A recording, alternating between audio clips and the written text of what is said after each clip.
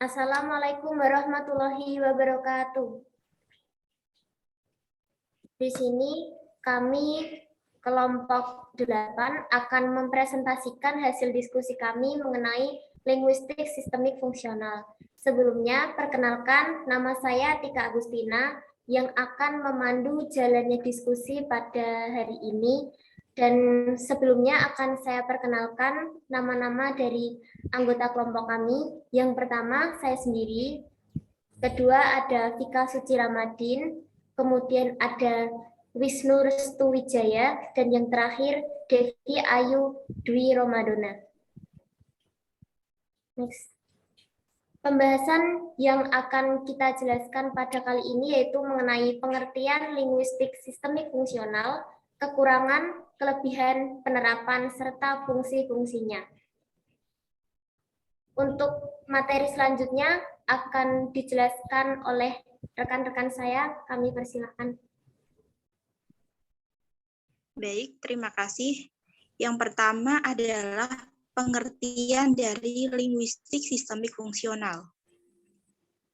Selanjutnya, linguistik sistemik fungsional merupakan aliran linguistik yang diperkenalkan oleh Michael Alexander Kirkwood Halliday pada tahun 1960-an.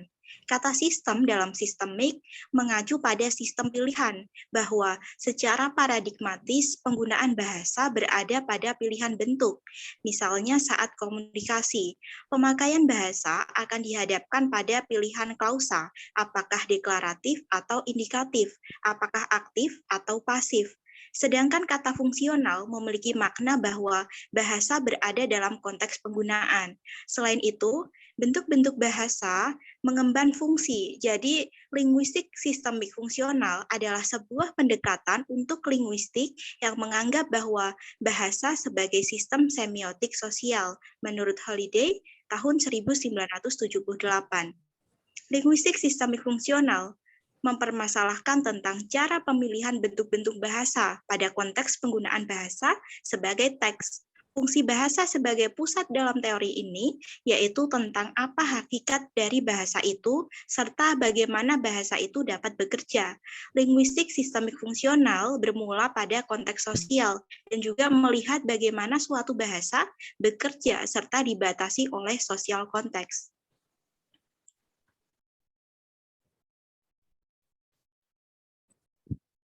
Kelebihan linguistik sistemik fungsional. Pada kasana kebahasaan, bila memahami gagasan dan pandangan linguistik sistemik fungsional, maka aliran ini sangat mempengaruhi tata bahasa dalam kasana perkembangan linguistik sebelumnya. Sekaligus membuka cakrawala baru agar aspek fungsional menjadi pertimbangan penelitian bahasa dengan menelaah istilah fungsional.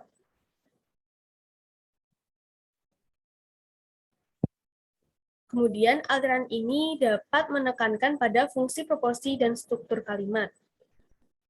Kemudian, yang terakhir adalah kita dapat mengetahui bahwa setiap fonem bunyi itu memiliki fungsi, sehingga dapat membedakan arti. Setiap fonem yang diartikulasikan memiliki isi dan ekspresi, dengan begitu dapat dilihat fungsinya.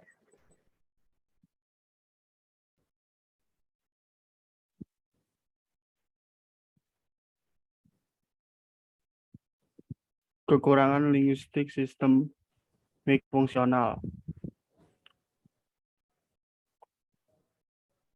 Dalam kebahasaan, aliran ini tentunya memiliki beberapa titik lemah. Di antara gagasannya, fungsional ini tidak menyentuh secara mendalam komponen fungsional untuk menentukan makna dalam penelitian bahasa, seperti pada tataran sintaksis hanya menyebutkan adanya.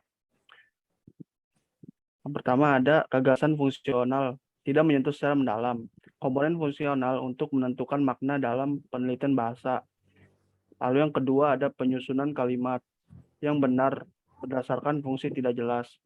Dan yang terakhir, tidak mampu menguraikan fungsi unsur linguistik lebih rinci, khususnya pada tataran sintaksis.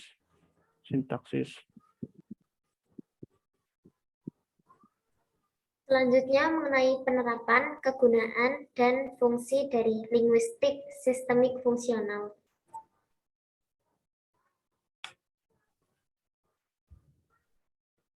Aplikasi linguistik sistemik fungsional pada bahasa Indonesia. Yang pertama, penggunaan fonem B pada kata dan P pada tidak mempunyai makna. Namun, karena diposisikan bersama sebagai pasangan minimal, di mana keduanya daerah artikulasi yang sama, yakni bilabial, maka penggunaan fonem B dan P menjadi memiliki fungsi pembeda makna. Selanjutnya, pada aspek morfologi, dapat dilihat contoh penggunaan awalan me dan pe. Awalan me tulis dan pe tulis memiliki fungsi pembeda.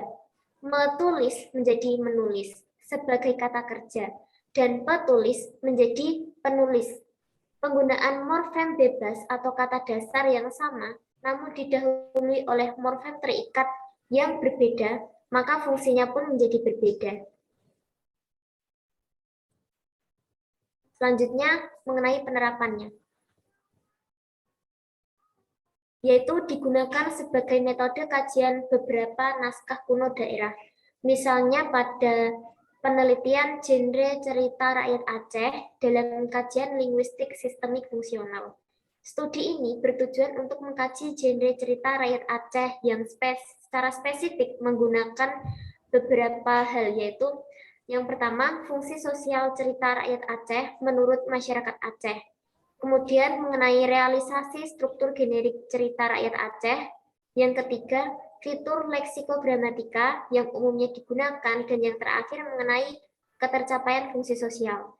Sedangkan data yang digunakan dalam penelitian terdiri atas 4 cerita yang dipilih secara purposive sampling dan kemudian dianalisis dengan menggunakan kerangka analisis linguistik sistemik fungsional yang berfokus pada analisis genre.